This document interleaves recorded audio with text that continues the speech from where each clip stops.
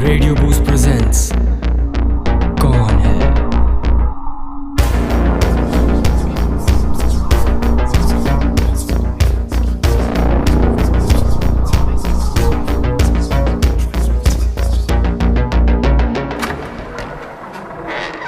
कौन है?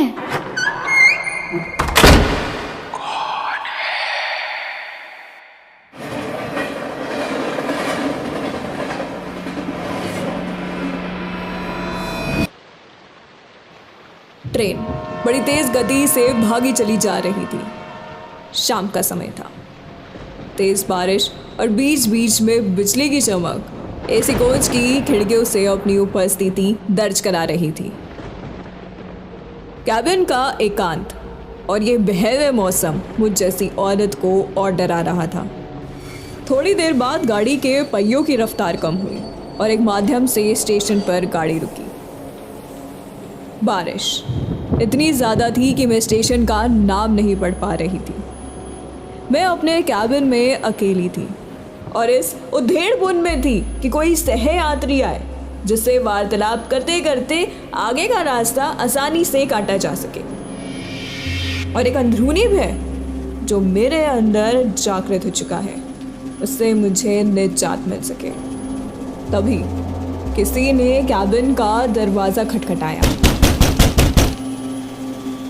और एक शांत सा दिखने वाला व्यक्ति कैबिन में दाखिल हुआ। अपना सामान आदि व्यवस्थित करने के बाद वो मेरी तरफ देखकर मुस्कुराया और मेरी तरफ हाथ आगे बढ़ाकर उसने अपना परिचय दिया। मैं मिस्टर घोष, मैं कोलकाता जा रहा हूँ पुनर्जन्म से संबंधित एक कार्यशाला में भाग लेने के लिए। मैंने उसे बताया कि मैं कानपुर में एक अच्छे पद पर हूँ और पटना जा रही हूँ। उसने कुछ खाने का सामान निकाला और मुझसे भी खाने हेतु आग्रह किया, लेकिन मैं बहुत ही शर्मीली व्यक्तित्व की प्राणी हूँ। ट्रेन में किसी अजनबी के द्वारा दिए गए खाने को लेना बहुत मुश्किल था मेरे लिए। मैंने बहुत प्यार से उसके आग्रह को ठुकराया। वो भी कम उस्ताद नहीं था। हंसकर हंसा और बोला, संशय कर रही हैं मेरे ऊपर? अभी तो कुछ नहीं, देखिए आगे क्या क्या होता है। उसके ये शब्द सुनकर मुझे सांप सूंघ गया, किंतु मैंने किसी तरह अपनी घबराहट को छुपाया। कोई स्टेशन आने पर वो उतरता और ट्रेन चलने के बाद किसी दूसरे कंपार्टमेंट से चढ़कर फिर आ जाता। थोड़ी देर बाद मैं और वो विभिन्न विषयों पर बात करने लगे। उसने पुनर्जन्म से संबंधित बातें प्रारंभ की और पुनर्जन्म को अंधविश्वास बताया। थोड़ी देर बाद उसने मुझसे पूछा कि क्या आप भूत प्रेत पर विश्वास करती हैं? बिल्कुल। ये सब बकवास है। मुझे भूतों पर विश्वास था, लेकिन वो भूतों के अस्तित्व को नकारता रहा।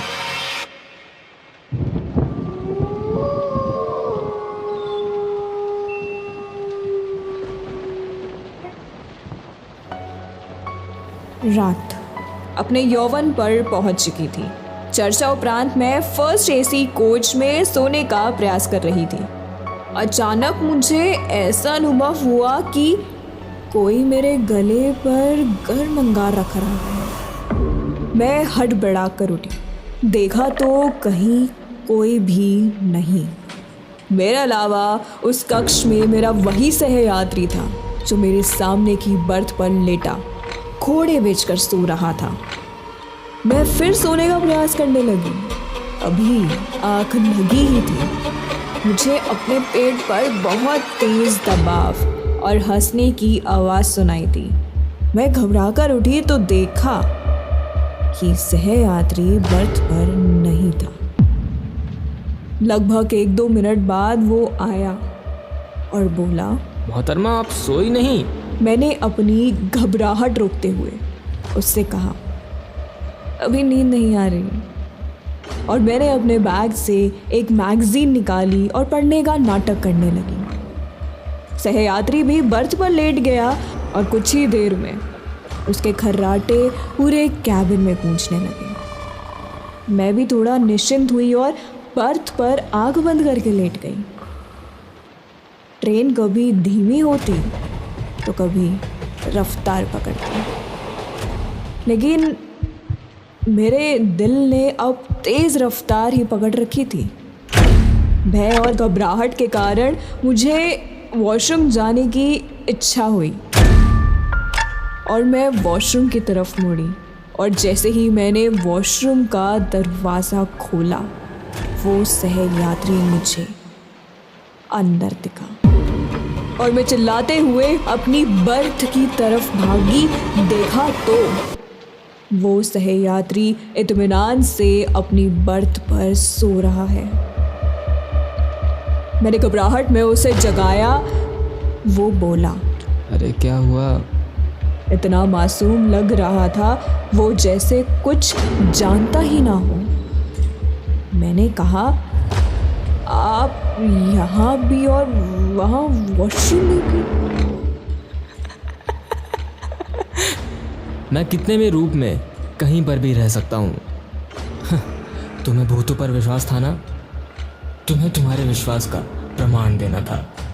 तुम्हारे जैसे लोगों के कारण ही हम भूत पिशाच लोगों का अस्तित्व है। इतना कहकर वो मेरी आंखों के सामने से अचानक गायब हो गया। मैं डर के मारे एकदम निर्जीव सी, या फिर यूँ कह लो हक्का बक्का सी, उसी बर्थ पर खड़ी रही। तभी कैबिन के अंदर टिकट निरीक्षण आया। उसका चेहरा देखकर मुझे बेहोशी छाने लगी, क्योंकि ये वही सहयात्री था मेरा जो टिकट चेक कर मुस्कुराता हुआ चला गया।